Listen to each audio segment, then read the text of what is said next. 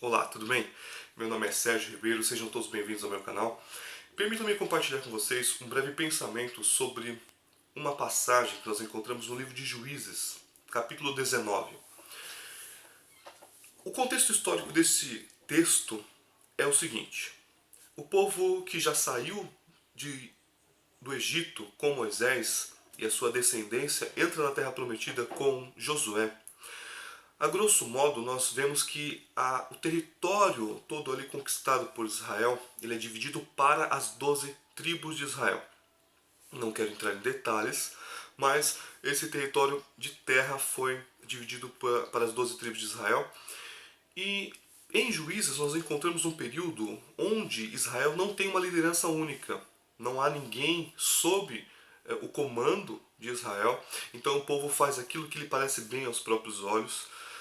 Cada pessoa vive da sua maneira, assim vamos dizer, e nós encontramos um padrão de comportamento para o povo de Israel em Juízes, onde o povo obedece a Deus e prospera. Mas depois eles se esquecem da lei de Deus e começam a fazer tudo errado, começam a pecar, e em consequência do pecado eles vivem o sofrimento, o saque de outras nações, dos seus inimigos vêm e colocam sobre eles um jugo pesado. E no meio desse sofrimento eles clamam a Deus, eles se arrependem. Então tem o quinto padrão, a quinta parte, eles se arrependem, buscam a Deus e Deus levanta um líder, Deus levanta um juiz que liberta o povo de Israel. O povo então é liberto dos seus inimigos, volta a buscar a Deus e volta a fazer aquilo que é correto, conforme a lei dada por Deus a Moisés. E aí o povo volta de novo a prosperar e assim vai. Mas depois que prospera, se esquece de Deus, assim o padrão é repetido. O fato é que nesse capítulo de 19 do livro de Juízes, nós vemos uma história muito curiosa, onde um levita está passando por um território, na realidade é um território onde estava a tribo de Benjamim, e esse levita já está anoitecendo, ele e sua concubina são recebidos numa casa. Eles vão dormir, vão pernoitar numa casa, e os habitantes dali, daquela região de Benjamim, alguns habitantes, eles ficam sabendo que há um visitante, e eles vão até aquela casa, batem na porta, e eles têm a ousadia, a loucura de dizer que querem ter relações físicas com aquele levita. E por algum motivo que você tem que ler na história, eles acabam abusando, eles acabam possuindo a concubina, a mulher, e eles fazem loucura com aquela mulher e deixam-na morta na porta da casa. Na manhã seguinte, o levita acorda, vê a mulher daquele jeito, morta, ele pega o corpo, corta em 12 partes e envia cada parte para uma das tribos de Israel. Eu sei que é uma história bizarra, uma parte bem difícil, pesada, mas está lá na Bíblia para você ler.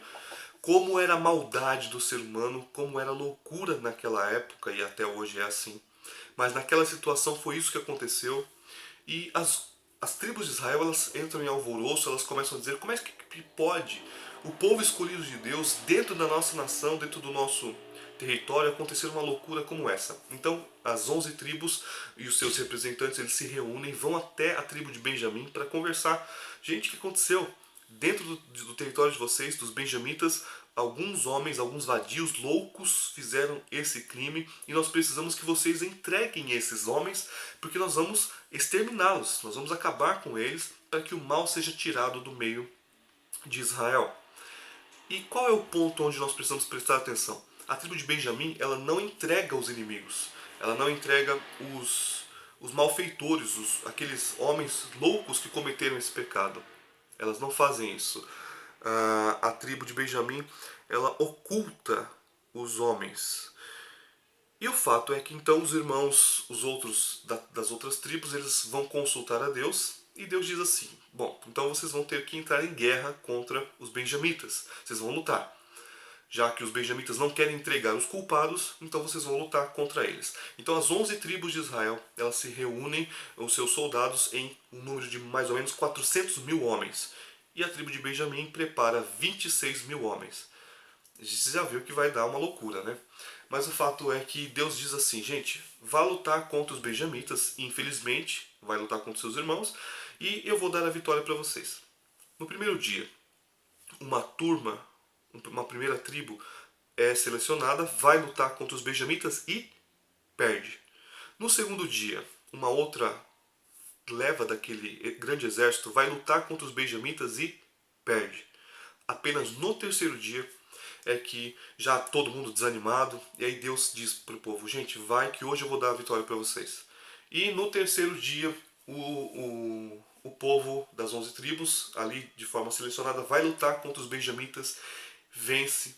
Infelizmente, muitos dos benjamitas morreram por pouco, mais um pouco, e aquela tribo ia ser exterminada, não ia nem mais existir. Mas, pela misericórdia de Deus, e tudo é resolvido, né?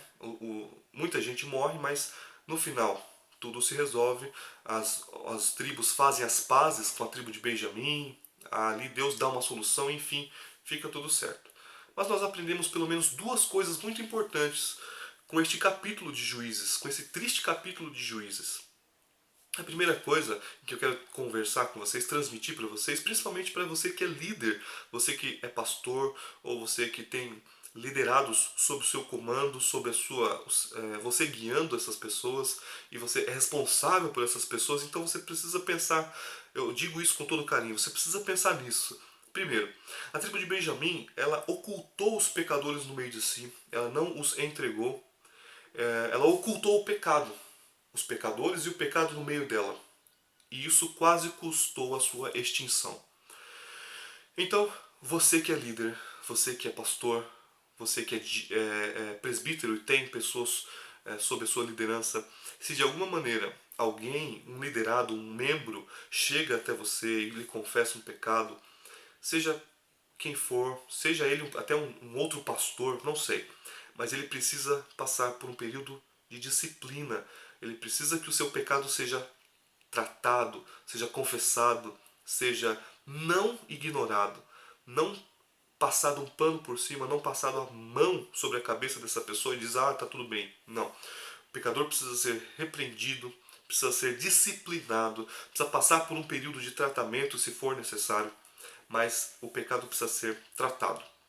Não pode ser ocultado, escondido e tido como uma coisa normal, sem efeito. Não. Todo pecado oculto, escondido debaixo dos panos, ele vai causar a morte de vários benjamitas que não têm culpa. Talvez vários irmãos da comunidade, vários irmãos da igreja podem sofrer retaliações, podem sofrer por causa do pecado de um que foi conhecido pela liderança, mas foi ocultado.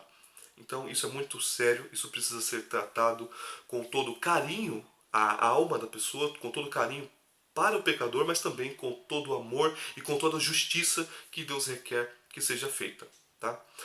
Não entramos em detalhes porque cada igreja tem o seu modo de disciplina, o seu modo de trabalhar essa questão, mas o fato é que o pecado precisa ser tratado, reconhecido, deixado mesmo e disciplinado. O pecador precisa ser disciplinado para que isso mesmo sirva de exemplo para a própria comunidade. Tá bom? E em segundo lugar, nós vemos que Deus disse para a comunidade israelita, para as 11 tribos, que ele ia dar a vitória. Mas no primeiro dia houve derrota, no segundo dia houve derrota, somente no terceiro dia houve vitória. Então o que nós aprendemos com isso? Eu quero transmitir para vocês para terminar. De repente Deus te dá uma direção. Você que é líder, você que é pastor, você que é líder de um grupo na igreja, de um departamento. Deus te dá uma direção, Deus te dá um norte. Ele diz, vai que eu vou te dar a vitória. Mas de repente, num primeiro momento, a vitória não vem. O que parece é que está havendo uma derrota. Parece que está dando tudo errado.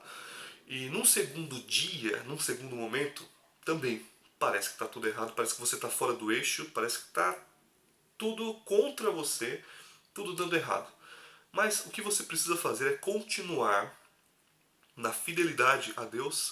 O que você precisa fazer é continuar obedecendo ao sonho que Deus te deu, ao mandamento que Deus te deu, ao projeto que Deus te deu. Porque lá na frente, no terceiro dia, no terceiro momento, Deus vai honrar a sua fidelidade, Deus vai te dar a vitória. O que você não pode fazer é desistir.